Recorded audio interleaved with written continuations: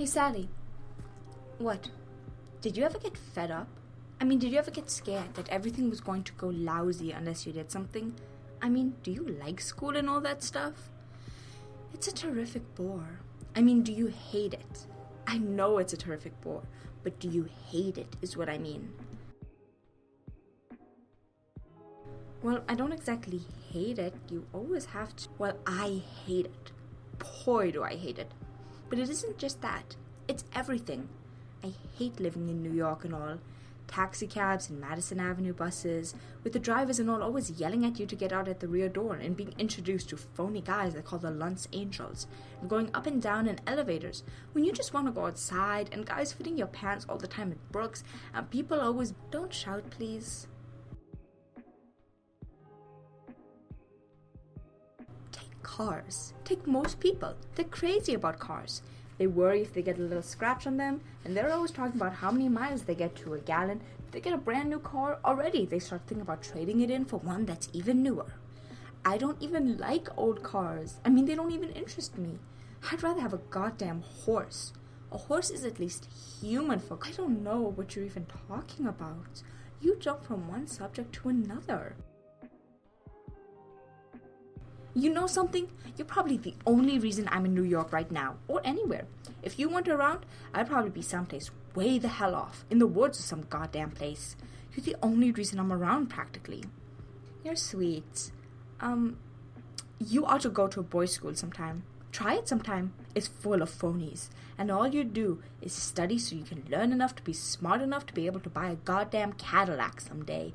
And you have to keep making believe you give a damn if the football team loses, and all you do is talk about girls and liquor and sex all day, and everybody sticks together in these dirty little goddamn cliques. The guys that are on the basketball team stick together, the Catholics stick together, the goddamn intellectuals stick together, the guys that play bridge stick together, even the guys that belong to the goddamn Book of the Month club stick together. If you try to have a little intelligent conversation, now listen. Lots of boys get more out of school than that. I agree, they do, some of them, but that's all I get out of it, see? That's my point, that's exactly my goddamn point. I don't get hardly anything out of anything. I'm in bad shape, I'm in lousy shape.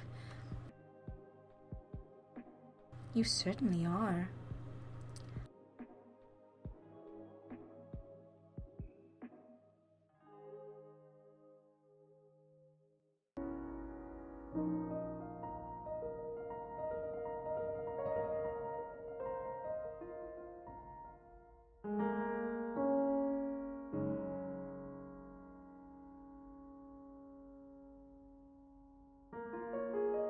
Look, here's my idea. How would you like to get the hell out of here? Here's my idea.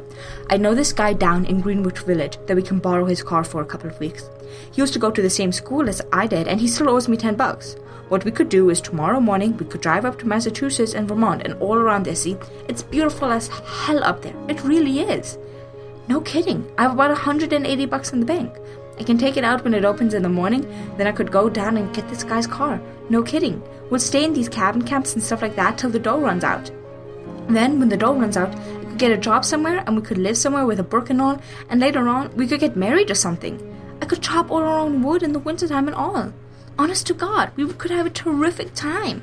What'd you say? Come on, what'd you say? Will you do it with me? Please? You can't just do something like that. Why not? Why the hell not?